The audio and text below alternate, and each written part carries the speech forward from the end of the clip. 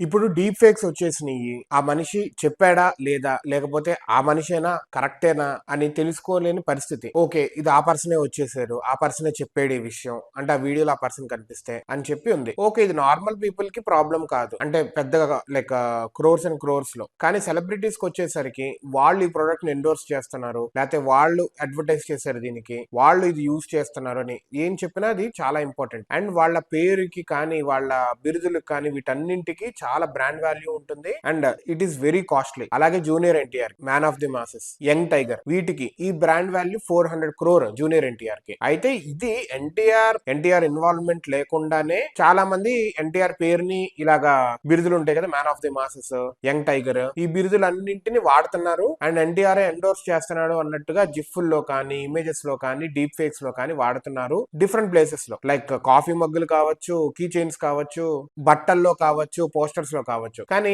నిజంగా ఎన్టీఆర్ దీన్ని ఎండోర్స్ చేస్తున్నారా లేకపోతే అడ్వర్టైజ్ చేస్తున్నారా అంటే లేదు. సో ఇది గమనించి ఢిల్లీ హైకోర్టులో కేసు వేసాడు ఎన్టీఆర్. కేసు వేసిన తర్వాత ఎన్టీఆర్ కి అనుకూలంగా తీర్పు వచ్చింది. విత్ ఇన్ 72 hours ఏవైతే ఉన్నాయో ఇమేజెస్, జిఫ్స్ ఇవన్నీ ఇంటర్నెట్ నుంచి బయటకు వచ్చేసేయాలి, లేకపోతే స్ట్రిక్ట్ యాక్షన్ తీసుకుంటాము అని చెప్పి ఢిల్లీ హైకోర్టు చెప్పింది. ఎన్టీఆర్ దానికి థ్యాంక్స్ చెప్తూ ఆ లాయర్లు ఎవరైతే ఎన్టీఆర్ తరపున మాట్లాడారో వాళ్ళకు కూడా కంగ్రాచులేట్ చేస్తూ ట్వీట్ చేశారు. So this is gonna be a big thing. ఐడెంటిటీని కాపాడుకుంటానికి బేసికల్లీ ఈ టెక్నాలజీ వచ్చిన తర్వాత ఏది నిజం ఏది అబద్ధం అని తెలియకుండా ఉంది. సో అట్లీస్ట్ ఆ పీపుల్ ఎవరైతే వాళ్ళ ఫోటోల్ని ఒప్పుకోకుండా వాడుతున్నారో, సెలబ్రిటీస్ మెయిన్ గా వాడుతుంటే కనుక వాళ్ళు ఖచ్చితంగా దానికి సంబంధించిన రేట్స్, ఫైన్స్ అన్ని కట్టాల్సిన అవసరం అయితే ఉంటుంది. జైల్లో కూడా వెళ్ళాల్సిన అవసరం ఉంటుంది. Be careful.